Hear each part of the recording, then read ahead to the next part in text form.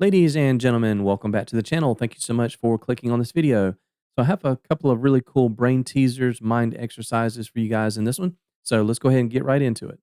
So what we're going to do is we're going to remove all the pieces off of the board except for the 8 pieces of one color, white or black, it does not matter.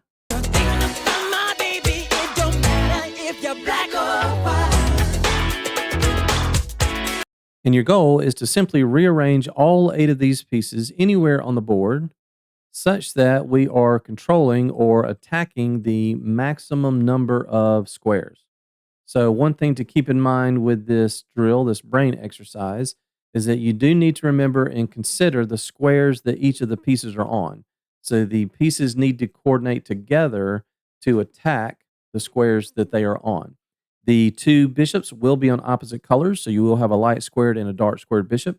You guys know I like to leave hints. I'll give you one small hint before we get started, and that is in the correct final solution, there is one square that none of your pieces will be able to attack. So you are actually only going to be able to cover 63 of these 64 squares. So I will let you guys pause the video and see what you can come up with, and then I will give you one more hint. So go ahead and pause the video now. Okay, if you are still stuck, the second hint that I'm going to give you is that we are going to place the 2 rooks like so. Obviously, it doesn't matter which corner that you put them in. Let's just say that we choose to go with a rook on a7 and a rook on b8. That will obviously take care of the 7th and 8th ranks. That will take care of the A and the B files. So that basically leaves us with this smaller inside square that is 6 by 6. So it will be up to you to determine where to place the rest of the pieces so that you can cover 35 of these last 36 squares. So go ahead and pause the video now and see what you guys can come up with. All right, so the correct solution to this first puzzle is... So as we noted after the second hint, that the rooks are covering the A and the B files as well as the 7th and 8th ranks. The queen has this diagonal, the H file, as well as the 2nd rank. The king has these 5 squares covered. The light bishop has those 2 and D3. The dark square bishop has both of those. The knight on E3 is covering C4. And the 2 knights will take care of 4 of these squares on the first rank. So that takes care of most of the vacant squares. As far as the squares that the pieces are actually on, the rook on A7 is protected by the dark square bishop.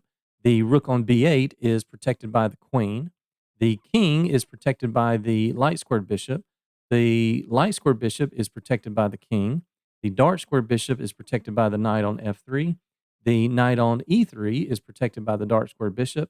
The knight on F3 is protected by the light squared bishop. And the queen is protected by the knight on F3. So that leaves us with the final 64th square that none of the pieces can get to, and that is the C1 square. So congratulations to you guys who were able to solve this, especially if you were able to do it without the use of the second hint with the 2 rooks. Now, if the first brain teaser is arranging the pieces to attack the maximum number of squares, what do you think the second brain teaser is going to be?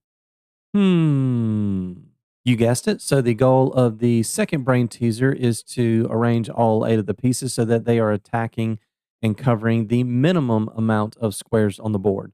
Now, one thing that's very, very important here is that in the solution, the final answer, there will be a square or squares where 2 or more pieces are attacking that same square. And so we actually have to double or triple count that. So for example, here the bishop and the rook are both attacking the C6 square. So we would count that as 2 different squares.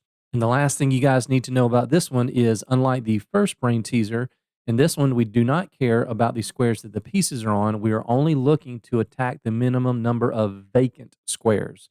So let me repeat that again so there's no confusion. Chess is a very fun game. Okay, so I'll give you guys a chance and then I'll give you one more hint.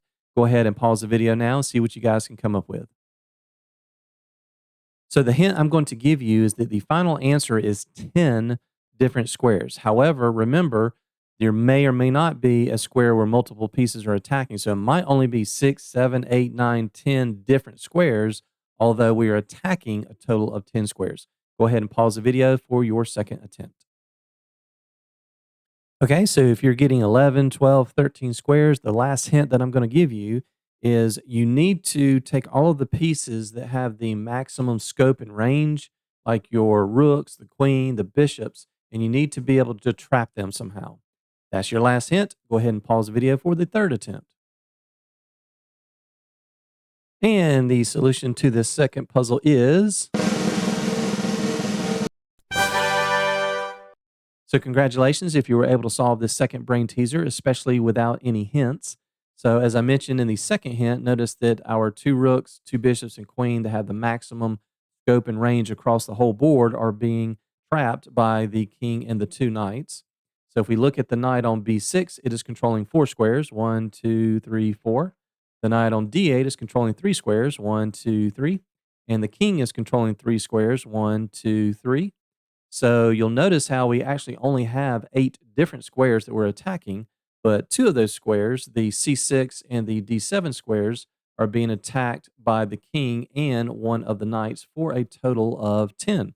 So as always, I hope you guys enjoyed that brain teaser and mind exercise, and please consider subscribing, leaving a like, and please comment on anything your heart desires. Thanks so much, guys, and we will see you on the next one.